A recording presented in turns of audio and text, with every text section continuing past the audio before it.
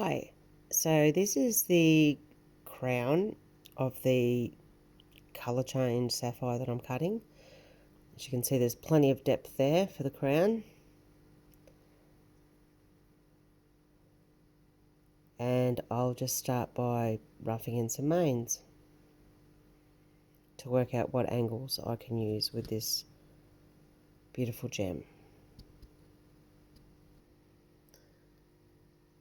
So I'm just roughing in the mains here and working out what angles are going to suit the stone.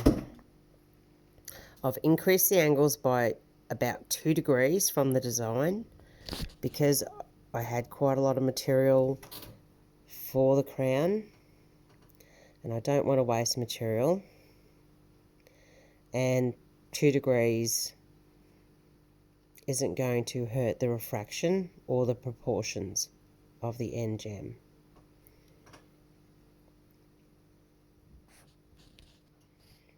I used a V-dop to transfer with, as that's pretty much all I had available,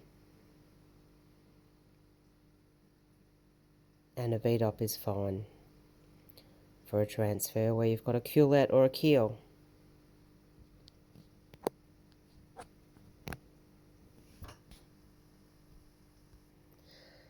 So after I've roughed in the mains on the crown, I do a quick pre-polish before I cut the table.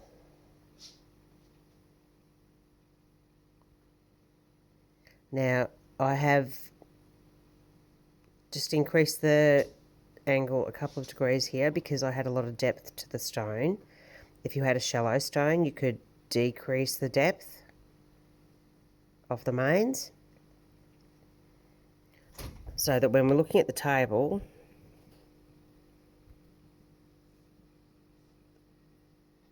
I know that it's going to be around 50% of the width of the stone. And so that's how I adjust the crown to fit the depth of the stone. Now, of course, we don't want to be too far away from the recommended angles. We don't want a crown that is super steep.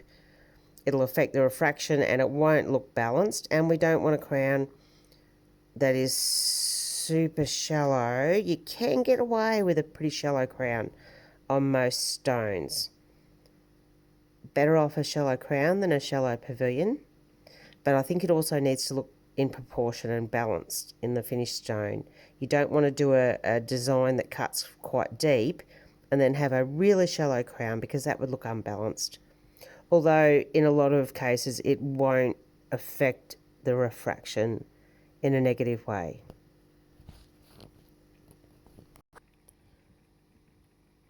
I'll then set my 45-degree dop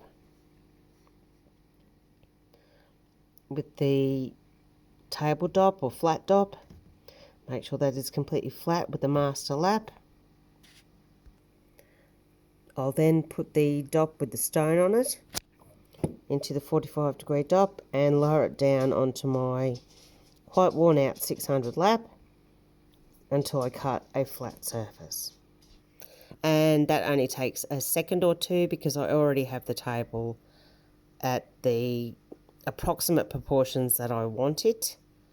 You can see there's some silk bands and silk coming into the stone, but they are really not going to affect the end stone, and I certainly wouldn't try to remove them. Now I will pre-polish and polish the table so the table is finished.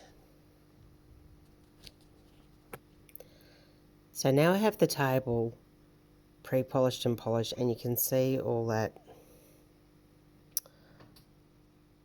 I love it. Amazing inclusions in silk. I know in a lot of stones it is not something that you want, but I think in certain stones it can really add character and can be a feature. And to be quite honest, I think this stone is going to have so much brilliance coming from the pavilion that I don't think that is going to be very noticeable.